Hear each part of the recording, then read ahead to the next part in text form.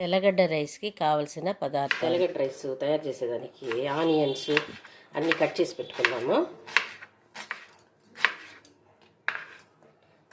Onions, టమాటా, పచ్చిమిరపకాయలు, కొత్తిమీర అంతా కట్ చేసి పక్కన పెట్టుకొని ప్రిపేర్ చేసేది చూపెడతాను.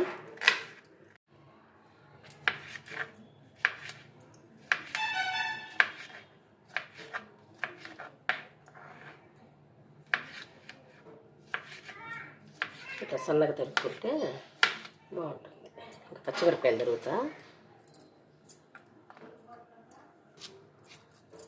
మరి చిన్న ముక్కలుగా తరుక్కోకూడదు అనమాట, ఘాటు ఎక్కువైపోతుంది.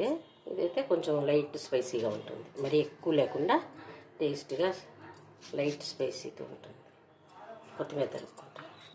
కొత్తిమీర కూడా తరుక్కు పెట్టుకుంటాను. పుదీనా వేయకూడదు దీనికి, ఇది మసాలా రైస్ కాదు కదా, తెల్లగడ్డ రైస్ కాబట్టి పుదీనా వేయకూడదు. అంతే, తరిగి పెట్టేసుకుని కుక్కర్లో ఆయిల్ వేసుకున్నాను, మిరియాలు, లవంగాలు వేసుకున్నాను, 1 స్పూన్ నెయ్యి వేసుకుంటాను. వేసుకొని దాని తర్వాత ఎర్రగడ్డలు వేసేస్తాను.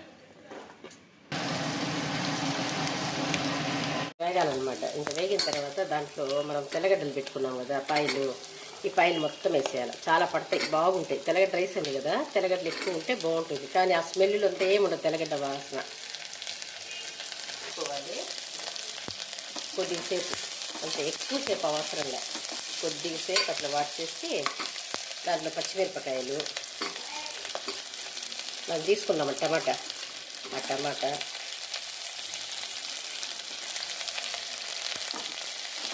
వేసేసి కొంచెంసేపు కలబెట్టాలన్నమాట. తినేదానికి ఇష్టపడరు, ఈ రూపంలో తిన్నారనుకోండి హెల్త్కి మంచిది. తెల్లగడ్డలు బాగా పోట్లు ఒక పక్క. అంతే. ఇప్పుడు కొత్తిమీర వేసేస్తాము. కొత్తిమీర వేసేసి కూడా కొంచెంసేపు అట్లా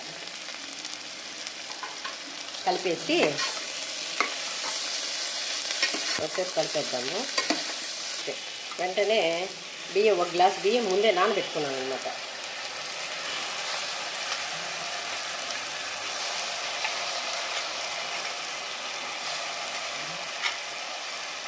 ఒకటికి వేసుకున్నాక ఒక్కసారి అట్లా అనాలి. అనేసి 1కి 2 నీళ్ళు పోసుకోవాలి. 2 గ్లాసులు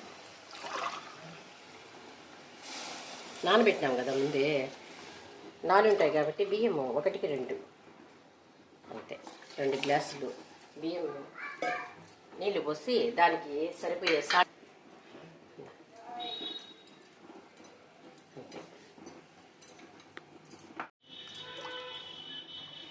అంతే. సాల్ట్ చూసుకోవాలి. ఇప్పుడు కుక్కరు మూత పెట్టేసేది. ఇంకేం దీనిలో మిరప్పొడి, ధనియాల పొడి, పసుపు పొడి అట్లాంటి ఏం వేయకూడదు.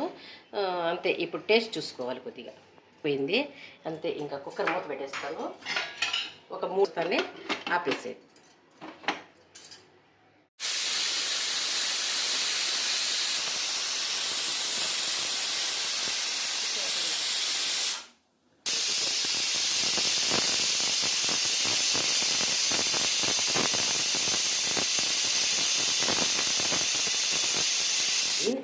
కుక్కర్ తీస్తాను.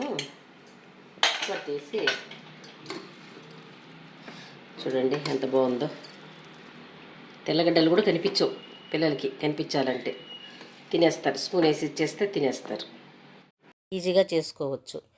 పిల్లలకి లంచ్ బాక్స్లో కూడా పెట్టి పంపించచ్చు. జస్ట్ 10 నిమిషాల్లోనే రెసిపీ రెడీ అయిపోతుంది. ఒకసారి మీరు ట్రై చేయండి. ఇంట్లో ఎగ్గు పెట్టుకొని, ఆనియన్స్ పెట్టుకొని, లేదంటే పెరుగు పచ్చడి వేసుకొని కూడా తినడానికి చాలా బాగుంటుంది ఈ రెసిపీ.